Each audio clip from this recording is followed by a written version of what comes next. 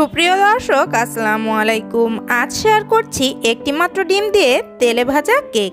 এই কেকটা তৈরি করা এতটাই সহজ যে আপনি কিন্তু একপাশে চা তৈরি করতে করতেই এই কেকটা তৈরি করে নিতে পারবেন। আর এই কেকটা বাচ্চাদের টিফিন থেকে শুরু করে সকাল কিংবা বিকালের নাস্তার জন্য আপনি তৈরি করতে পারেন। তৈরি করা ভীষণই সহজ আর এই কেকটা কিন্তু ভীষণই সফট। আশা করছি আমার আজকের রেসিপি আপনাদের জন্য ভীষণই হেল্পফুল হবে। কেক তৈরির জন্য প্রথমেই এখানে আমি একটা ডিম ভেঙে নিয়েছি। ডিমটাকে আমি 30 মিনিট আগে ফ্রিজ থেকে বের করে রেখেছিলাম। আর ডিমটা কিন্তু অবশ্যই রুম টেম্পারেচারের হতে হবে। আর এখন এখানে একে একে অন্যান্য উপকরণগুলো দিয়ে দিচ্ছি। প্রথমেই এখানে দিয়ে দিচ্ছি 1/3 কাপ পরিমাণে চিনি, তবে মিষ্টিটা আপনারা আপনাদের টেস্ট অনুযায়ী বাড়িয়ে কিংবা কমিয়ে দিতে পারবেন। 1 চিমটি পরিমাণে লবণ দিয়ে দিলাম। আর দিয়ে দিচ্ছি 1 টেবিল চামচ পরিমাণে রান্নার রেগুলার তেল। এবারে দিয়ে দিচ্ছি 1/2 চা চামচ পরিমাণে ভ্যানিলা এসেন্স, তবে এটা অপশনাল, আপনারা চাইলে কিন্তু স্কিপ করতে পারেন। ভ্যানিলা এসেন্স দিলে ডিমের যে একটা স্ট্রং ফ্লেভার আছে ওইটা আর আসে না। এখন আমি সব কিছু একসাথে বিট করব।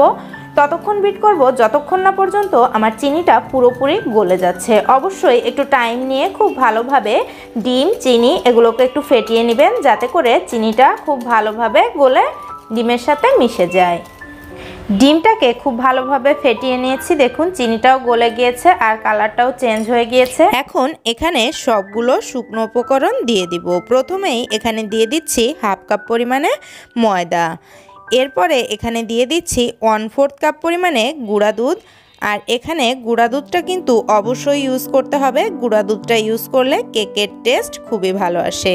এরপর এখানে দিয়ে দিচ্ছি 1/2 চা চামচ পরিমাণে বেকিং পাউডার। এবারে সব কিছু একসাথে খুব ভালোভাবে মিক্স করে নিব।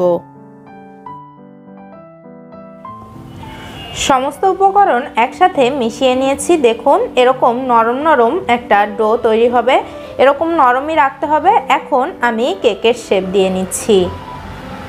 প্রথমেই হাতে একটুখানি তেল মেখে নিতে হবে, এতে করে কেকের ডোটা আপনাদের হাতে আর আটকে যাবে না। দেখুন খুব ভালোভাবে একটু তেল মেখে নিয়ে তারপরে আপনি যে সাইজের কেকটা তৈরি করতে চাচ্ছেন সেই সাইজের কেক এভাবে করে হাতের ভিতরে নিয়ে একটু তৈরি করে নিতে হবে।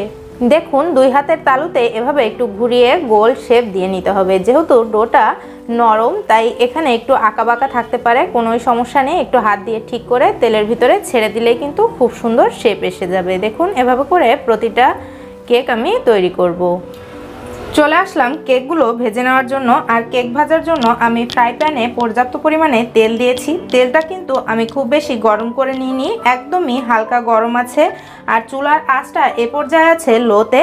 এখন একে একে আমি কেকগুলো দিয়ে দিচ্ছি। এই কেকটা কিন্তু আপনাকে লো আঁচেই তৈরি করতে হবে। চুলার তাপটা বাড়িয়ে দিলে কেকটা খুবই দ্রুত কালার চলে আসবে, কিন্তু ভেতরটা কিন্তু কুক হবে না, এদিকটা একটু খেয়াল রাখবেন। এখন আমি একে একে কেকগুলোকে গোল গোল শেপ করে দিয়ে দিচ্ছি।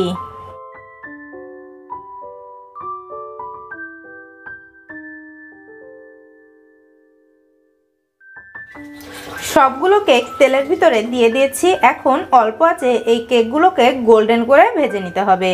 আর মাঝে মাঝে একটু নেড়ে চেড়ে দিবেন, এতে করে কেকটার সবটা পাশ একদম একই রকমভাবে ভাজা হবে। দেখুন কেকটা ফুলে ডাবল হয়ে গিয়েছে আর তেলের উপরে এরকম ভেসে উঠেছে, একটা পাশ কিন্তু ভাজাও হয়ে গিয়েছে। কেকগুলোকে আমি এখন একটু উল্টে দিচ্ছি, এতে করে সবটা পাশই একই রকম ভাজা হবে। দেখুন কেকগুলোকে এভাবে করে একটু উল্টে দিতে হবে।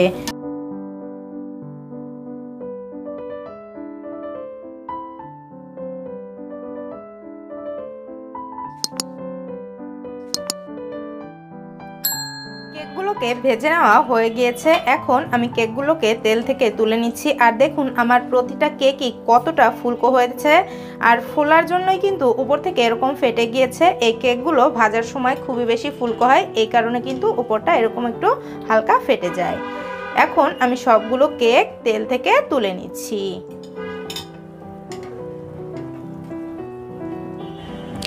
রেডি হয়ে গেল সফট তেলে ভাজা কেক। এই কেকটা তৈরি করা ভীষণই সহজ, আর কেকটার উপর থেকে হালকা কিছুটা ক্রিস্পি আর ভেতরটা কিন্তু অনেক বেশি সফট। বাসায় তৈরি করে দেখবেন, আর রেসিপি ভালো লাগলে প্লিজ আমার চ্যানেলটিকে সাবস্ক্রাইব করে আমার সাথেই থাকবেন। দেখুন আপনাদের সাথে আমি একটা কেক ভেঙে শেয়ার করছি যে কেকের ভেতরটা কতটা সফট হয়েছে আর কতটা সুন্দর হয়েছে। রেসিপি ভালো লাগলে লাইক কমেন্ট শেয়ার করতে ভুলবেন না।